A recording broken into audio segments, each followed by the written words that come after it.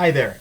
In this tutorial, I'm going to show you how you can do a simple web scrape and pull data off of a site in minutes instead of needing to copy and paste into an Excel spreadsheet and then struggle with formatting or get into the HTML and try to clean out divs and elements that you don't need. So, simple way of scraping data.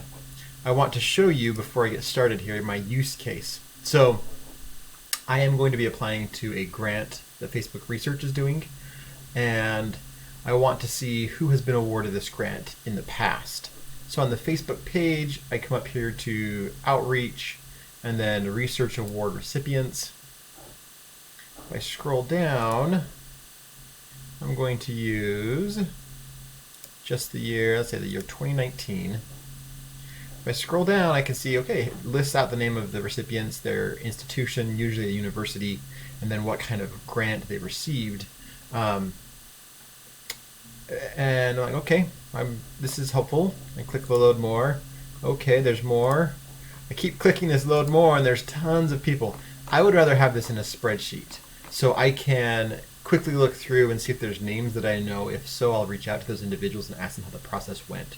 Or if I want to see specific individuals that received the same grant I'm applying for in the past, and maybe dive into and see what their credentials are to see if I'm competitive for this kind of grant. Whatever it be, I want this data.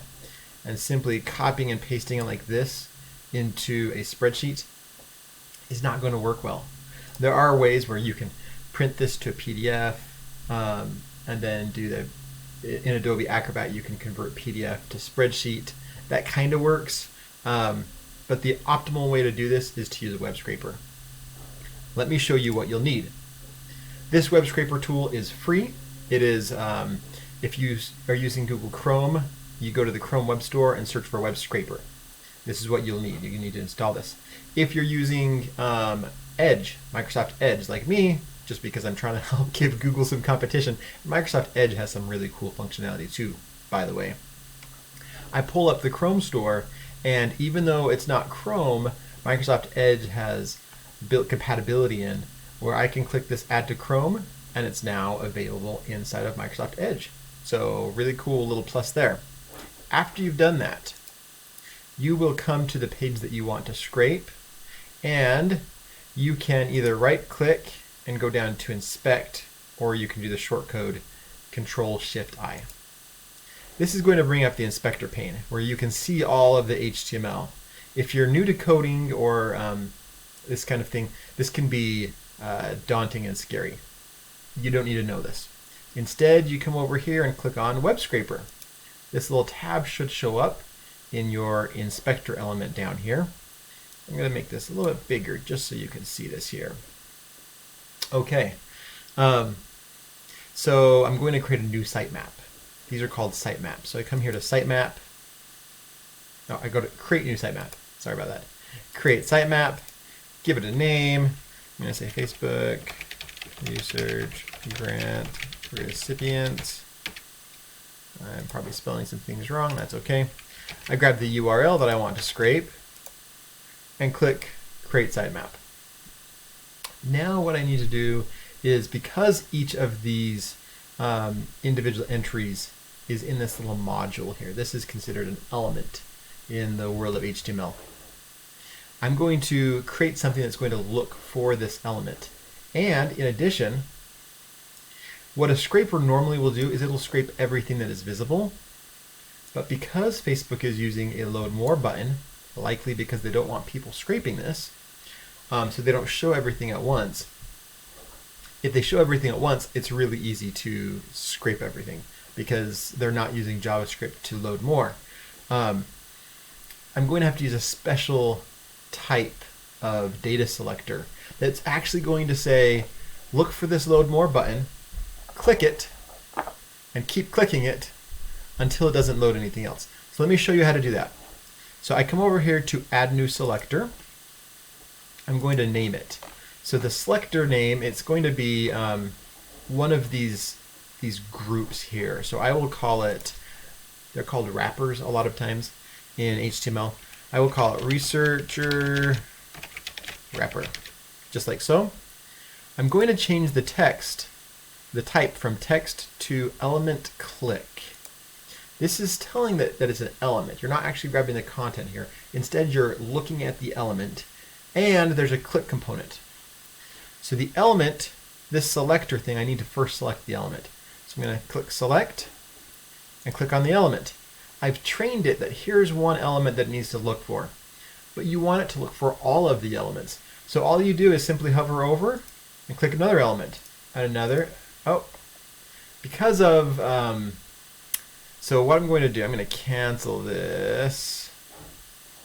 How do I cancel? I'm just going to cancel this. Oh, done selecting. I'm going to scroll to the top to make sure I'm getting them all. This is a free web scraper, so it has some little quirks you need to work through. But I'm going to call it researcher wrapper. Again, change this to element click. My selector is this and this. Now it'll just grab all of these. You can scroll down and see, yes, it has selected all of these elements. That is great. So now I click done selecting, and it's going to take this little bit of HTML, it's actually a CSS tag. It's going to take this and drop it into the selector component here. And then for the click selector, I'm going to click select and click on the button and say done selecting. That's it. Click type. I don't want it to click at once because the content continues to come. So I'm going to say click more. So it's just going to keep clicking until the button disappears or until there's no more content. Unique text, that's fine. Multiple, you don't want to discard any of the initial elements. 2000 milliseconds is a little long, 2 seconds. It's a single page, is not going to put any undue toll on Facebook's server. That is something that you need to be concerned with. So 500 milliseconds and then hit save selector. So now it has this wrapper that's saying there's going to be content inside this. So I'm going to create new selectors for each of the components of data that I want to pull. But to do so, I need to do it inside the wrapper. So I'm here on the wrapper, go ahead and click that. And then say add new selector. I'm going to say researcher name. It's a text, click there. Oh yeah, and you just click it once now because you're training it within this element. And I say done. As easy as that. Add a new selector. Institution, select that, done, save selector. And the grant, select the grant, and done. Oh, sorry, I have to click done selecting first. That pulls the data in here, and then I click save selector. Now, if I go back to root, I'm here, I can click data preview, and it will do a little false load and show me some of the content. I'm pretty sure it's going to work though. So I'm just going to come here. I'm already in the sitemap. So I come up here and then I click on scrape.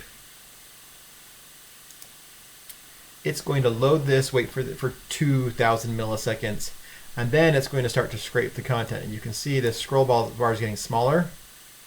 That's because it kept loading the page, loading. And then you click refresh, and it shows you all of your data. Voila. Super easy. It's taken me 8 minutes to explain this to you, but if I wasn't explaining it, I could have done this in under 2 minutes and would have saved me a lot of hassle. The export process is really easy. You just click export data as CSV, download now, go ahead and open that up, and you have all of your content. I can now use this to get a little bit more smart about how I pursue a grant at Facebook.